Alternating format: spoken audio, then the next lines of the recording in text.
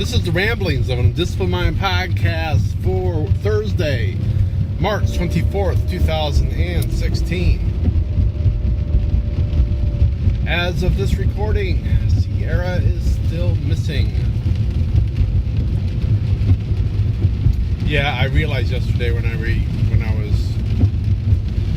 putting the podcast together that I said this is awesome right after that, and it sounded like I was saying it's awesome that Sierra is still missing, and no, it's not awesome. The license plate in front of me was awesome, but yeah, I wish I'd give it a wee bit of a pause.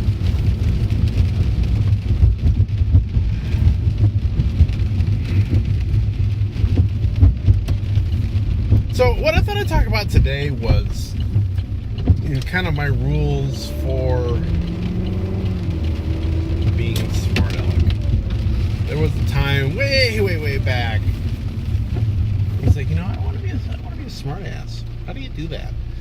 And so I started, making little comments and whatnot, and it started on the road being a smartass. And you might think that, you're an introvert. You got to kind of throw yourself out there to be a smartass. Isn't it scary? And yes and no. I kind of feel like being a smartass or Smart-Aleck, whichever term you prefer, is really more of like making a sardonic commentary on life. I don't necessarily have to talk to people. I'm just throwing a comment out there. Whatever happens to it after that happens, So there are, probably some rules that I've learned over time, and number one is timing. There are times when a Smart-Aleck comment is not appropriate, and I had to learn that. I probably still have to learn that to some extent, but I think I have a better grasp now on when's an appropriate time and when's not, to say something. And the other thing is, and this kind of, I don't know, I think it speaks a little bit of courage, but it's just kind of a mindset. I learned fairly early on is if I was going to say something kind of Smart-Alecky, it had to be something pretty much that I thought was funny, that amused me. And there's kind of a corollary to that, or part of this is that not everything you say is going to amuse others. So I've long had the attitude that, I say things because they amuse me. If somebody else laughs at it, and they do, that's a bonus. But I'll say things because it tickles me, and sometimes I say things and I'm the only one that it tickles, and that's fine because it does tickle me. And it makes other people go, wow, he's really strange. But I haven't been getting that my entire fracking life. So yeah, I think that's key. You gotta amuse yourself.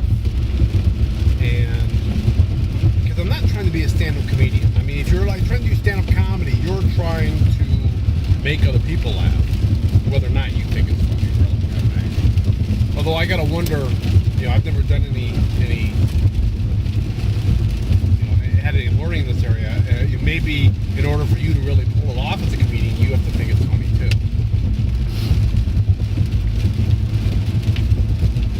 So that is key, just being able to amuse yourself. And sometimes when you do that, you get to amuse others. Sometimes you just show others how weird and twisted your sense of humor is. Yeah, that's just kind of how that goes. And then there was one more rule. What was the last rule of being a Smart-Aleck? Golly. I'm trying to think.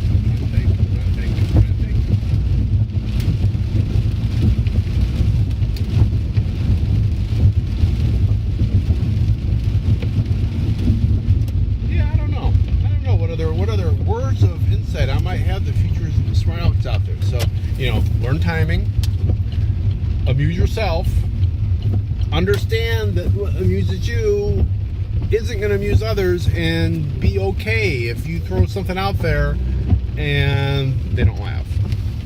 You gotta be okay with that. And then you do have to have a certain degree of tastefulness. Certain degree. I mean, I have been known to make distasteful comments occasionally, but you obviously don't do something like walk up to a dead body at a funeral home and say, "Wow, he looks kind of stiff today." No, don't do that. You see, I find that funny, so that tells you something right there. But no, don't do that. Don't do that. But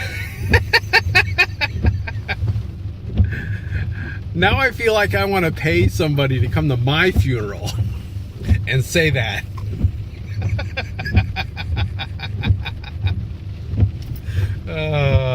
See, that cracked me up.